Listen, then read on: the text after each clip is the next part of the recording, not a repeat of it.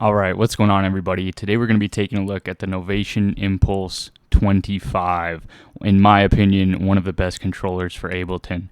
Right now we've got an Ableton set loaded up, but don't worry about that. We'll be resetting this whole thing to factory settings and coming back to the Ableton setup at the end of the video. For now, we've just got a little drums loaded up, as well as some mallets just to check out the Arp and Roll functions. We're going to be going through everything that this controller has to offer today, so let's get right to it.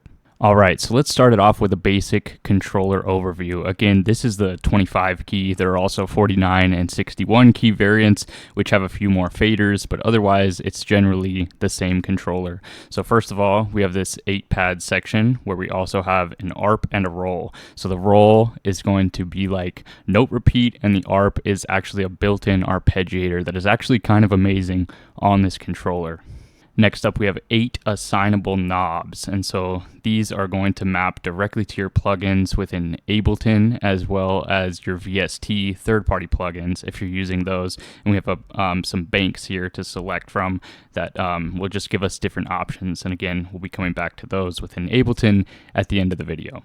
Next up, we have our LCD screen, which is going to tell us what's going on. All of these controls in this template edit give us some variable options to control this LCD screen, and we're going to be using this data encoder. That's going to be our main knob to focus on this LCD screen and actually make changes. Next, we kind of glossed over this part, but we have transport controls, and so there's our pretty self-explanatory there, you know, record, loop, stop, play, and we also have little time nudgers here. Next up, we have a fader, and depending on whether you're on the 49 or the 61, you might have a few more of these. And finally, we'll make our way over to the keys.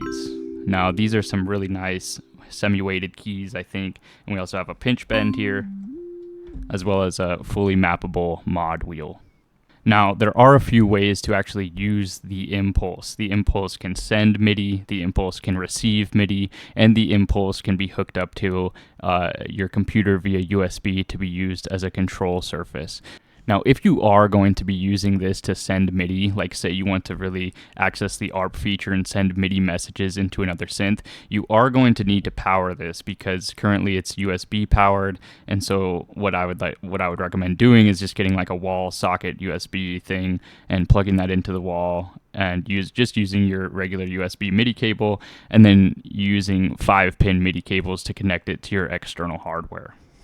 And so, like I said, this thing can send messages, thing can receive messages, and it can also control how other things receive messages when they are connected to this. And we'll talk about that a little bit more later. So now let's talk about navigating this LCD menu and some of the different icons that we can see within. Now, first and foremost, we're going to see that these plus and minus buttons and this data knob are tied to this LCD screen. So that's how we're going to navigate this and get around. Currently, we're viewing templates, and we'll talk more about templates, how to load, save, all that stuff in a little bit. But if I wanted to switch this template, I could press plus, and that will switch me to the reason template. Obviously, I'm in live, so I don't want to do that. Alternatively, we could turn the data knob, and again, that's going to switch our templates. We have 20 templates in here. Some of them are already mapped to some of the most popular softwares, and I think like 6 or 8 of them are just ready for the user to map whatever their heart desires. So if you look closely, there are a few icons that will show up depending on what we have going on in our controller. Right now we're connected to a computer, so we see this little icon that tells us that we are connected to a computer. Now also we're going to get an active control icon anytime we move a knob, press a fader or something, that little control icon there, and there's a little code that will tell us what kind of control we pushed. Here we did a fader. Now let's turn a knob or encoder. See, we have EN1, and we can see that active control has been changed. And so there are some additional icons based on whatever we have going on. There's an icon for zones, which I'll just show you that real quick.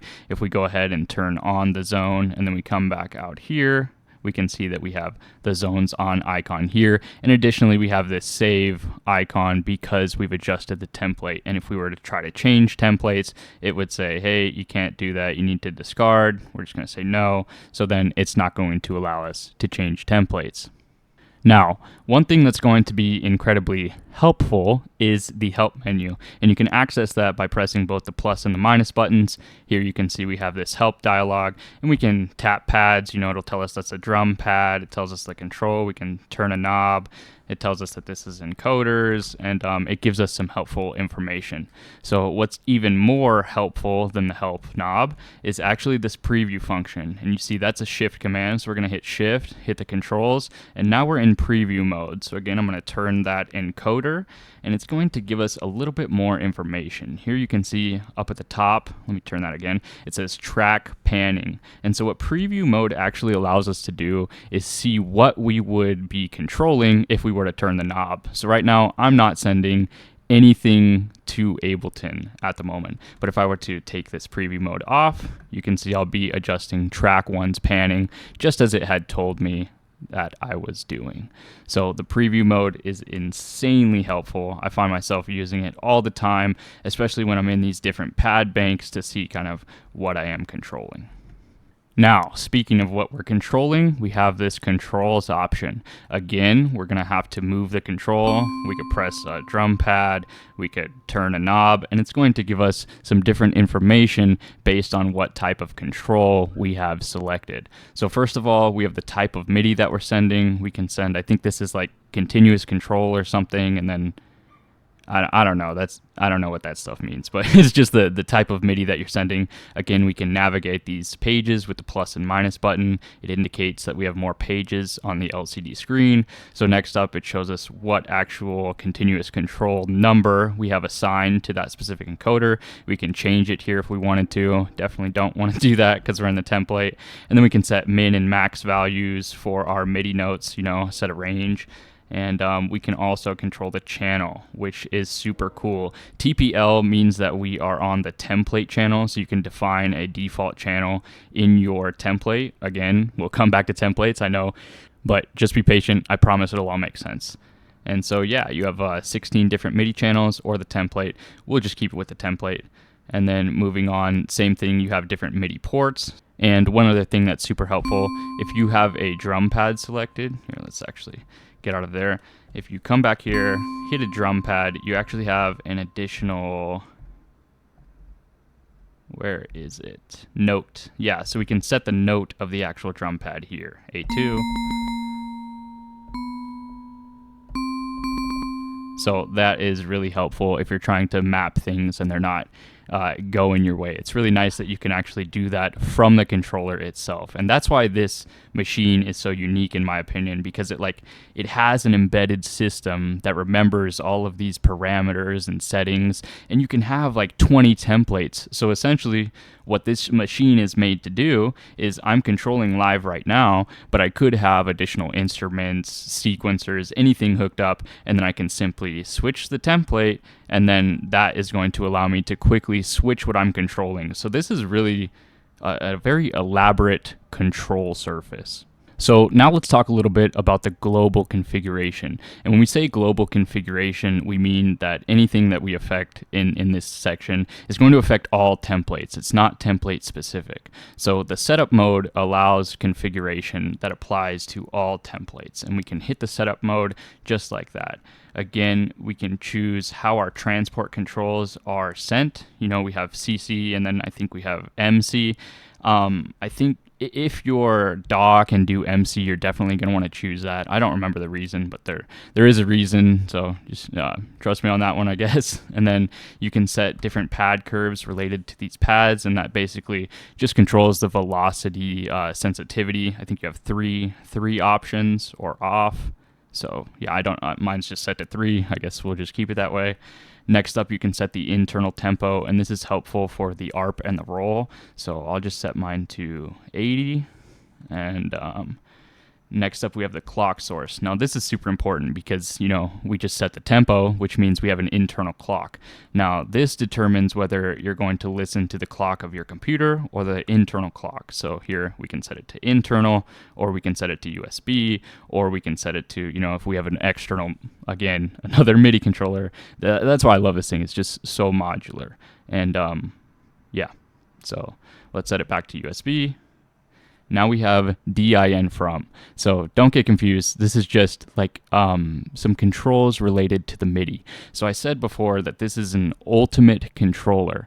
And so basically, when you have this set up, you determine that if a controller receiving MIDI from the impulse will receive commands from the impulse or from the computer. And so basically right now it's saying that anything that we are sending MIDI to, it's going to receive that information from the computer, but we can easily set it right here to local. So now that's going to be receiving information from the impulse or the local setup.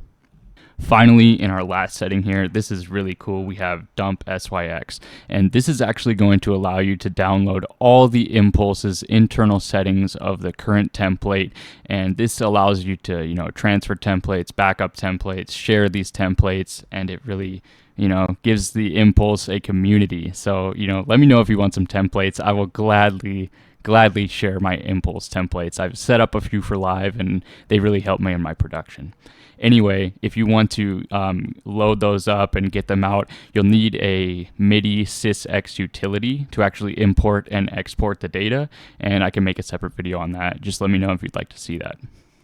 Anyway, this is a perfect segue to templating. So, and also I'll show you a little trick with the LCD screen here. If you ever want to get back to wherever you are, obviously we're in the setup mode, so we could just hit setup, but I don't know, say I wiggle the pad here and I wanted to get back, you could just hit any of these buttons 2 times, it will trigger the mode and then bring you back to the main template selector. And so now let's talk about templates. You can see I have my save icon here, and I've actually made some changes that I like, so I can go ahead and save that by using Shift keyboard. That's the save command.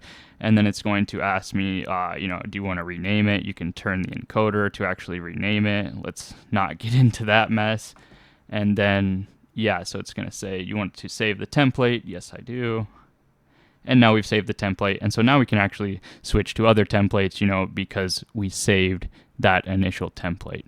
Now, like I said, there's many default templates with popular mappings. I think there's 20 that you have available to you, and you can save a template at any time, make changes to it, move to another template, and just keep a very modular workflow. So now let's discuss some of the keyboard settings that we have available to us. We can access that by hitting the keyboard option here. First of all, again, we're going to have MIDI port. You can see that everything in the Impulse revolves around routing, which is what makes this just such a powerful keyboard. And so, again, we can set it to USB, MIDI, all that good stuff. Next up, we have velocity curves, which is exactly the same as the pads, but this time it's for the keys. Again, you have 3 different settings there. Next up, we have the ability to enable aftertouch.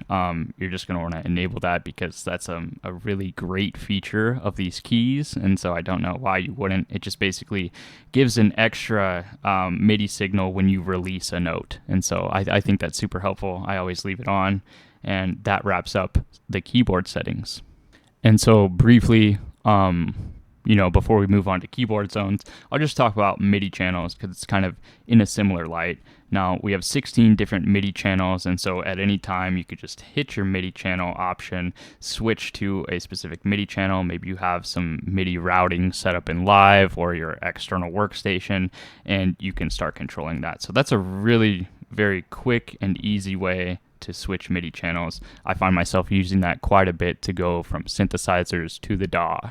And now let's talk about keyboard zones. Now I do have an entire video related to keyboard zones on the Impulse 25, so definitely go check that out, but I'll briefly touch on it now. Again, we already enabled keyboard zones because I wanted to show you that little indicator. And so, just turn the encoder once you hit the zones option and you have keyboard zones. You can have up to 4 different zones and they all have the same parameters. So I'll just cover one zone. Basically, you have the start. You can hit a note on the actual key to change the start, or you can turn the encoder. Obviously, hitting the key is going to be just a lot faster. So here we've set it from this C2 to B2. And then we'll set one for C3 to B3. And so, that's the one end. Here you can specify an octave. And that will basically pitch the notes up or down depending on what you have selected. And next up, did you guess it? Yep, an option for routing. So we can actually send this zone to a specific MIDI channel. Very awesome. Same thing for ports. You know we've got to have those routing options. And so here we're in zone 2 start. We'll set it at C3, zone 2 end. We'll set it at C4. And now we've just configured 2 zones. And so we can go through, you can have the same options for zone 2. And so we can send those like to different MIDI channels. It looks like it's already set up there. And that's really nice. And then, you know, you have all 4 zones, same options. Again, check out my other video to see some of the real cool use cases that you can do with this, especially in Ableton Live. Zones are very powerful, especially on the Impulse. I would highly recommend taking advantage of that. And so next up, I just want to talk about program change here, a little hidden shift feature. And a lot of people don't know what program change does, but this is actually very cool. A lot of your synthesizers or VST plugins actually have patch banks that are specified by a specific program. And so if you send a program change to that MIDI channel, then it will actually like change the patch or the preset. And so this is really cool. All you have to do, make sure you're on the right MIDI channel, and then you just hit Shift MIDI channel, hit the program change, and then you can send, you know, if a lot of synthesizers come with a manual that includes all the different programs, and yeah, so that would be helpful to know. But very quick way to switch through your patches. All right, so now the moment you've all been waiting for, the ARP. So in order to play this, you know, we just select ARP mode, and then we can hit some notes.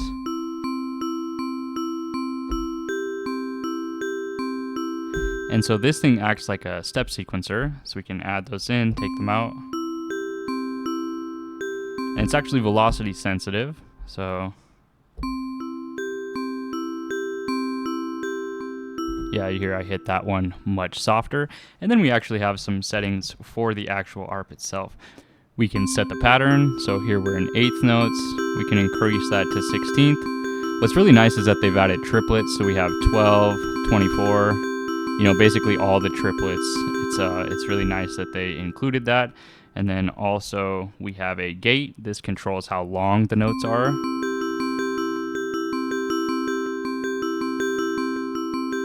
So we have a little bit longer notes there. And here, this one's really cool. We have swing, so we can adjust the timing.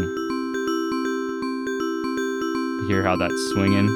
Yeah, so 50 is default, and we can go before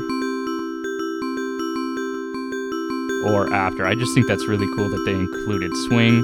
And next we have an ARP mode. So we have quite a few different modes. Here's random, chord. So we're playing a chord, it's just going to repeat the chord. Up, down, I think we have like up, down 2, random, and poly. I find myself using poly pretty much the most. That's just like sequential. So I really like poly. And so yeah, that's the ARP. The ARP is incredibly powerful. You can do a lot of things, especially because it's step sequenced with these velocity sensitive pads. I just think that that is absolutely cool. So moving on, let's check out the roll. And I'm actually going to switch over to my drum track. Yeah, because, you know, it's the roll feature, right? And so we can hold it down. And again, it's going to roll. Now this takes settings from the ARP. So I just hit Shift and went into my ARP settings. And now again, yeah, so we have note repeat. And what's really cool about this, I think the best feature about this note repeat is that swing works. Like, I think it is so cool that swing works on this. Listen to this.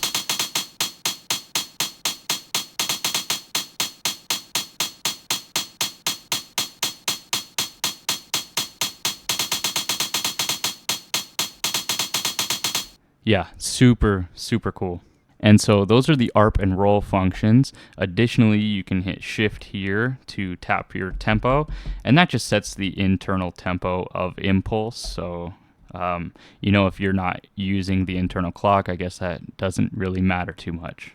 All right, so I was so excited about the swing setting that I forgot to mention some of the parameters within the ARP. So let's go back to our ARP settings here. And so we talked about the sync, we talked about gate, swing. you have your Arp mode, and then we have Arp octave. So this is actually going to do something unique, and basically if we set this to 2, it's going to double the length of our arpeggiated sequence, and the part that is doubled is going to be shifted up an octave. So listen to this. That's our regular. We're going to shift it up. And you can't really hear it because I ruined the tempo by doing that tap tempo. Okay, so we put our tempo back down. Let's yeah, now you can hear it. So if we do like three octaves, and that's going to triple the length of our loop. Exactly, beautiful. And then here we can set the arp length. Unfortunately, it doesn't go any higher than 8. I guess that's just because we have the pads. That makes sense. Okay, moving on.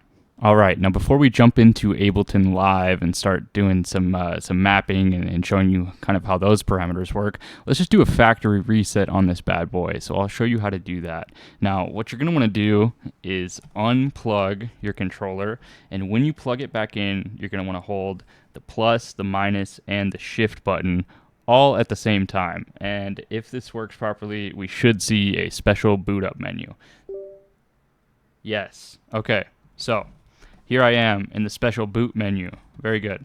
So here we can exit this by just hitting enter. We can go up to setup. Don't worry about that. These are just related to like loading and exporting software. We can see the version that we're running. Here we can factory reset. So just push enter. It's going to say, really sure you want to do this? You know what, for the sake of you beautiful people, I guess I'll do this. Go through what you go through to see what it's like to set this thing up for the first time.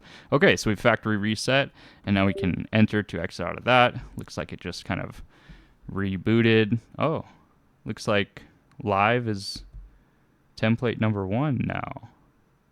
Interesting. Yeah, and so it's all synced up. Now, I just want to go over some of the software that you might need to download just in case. So here, if you just type in Impulse 25 drivers, you're going to get the newest drivers for Mac and Windows, as well as Automap 4.12 and some Novation USB drivers. And so Automap is a special little character, and so if we pull up Automap after installing it from this source, you'll be able to pull up Automap, and this is how I set up my Impulse to map properly. Basically, I have all of my VSTs available, and so I have access to them, which is really cool.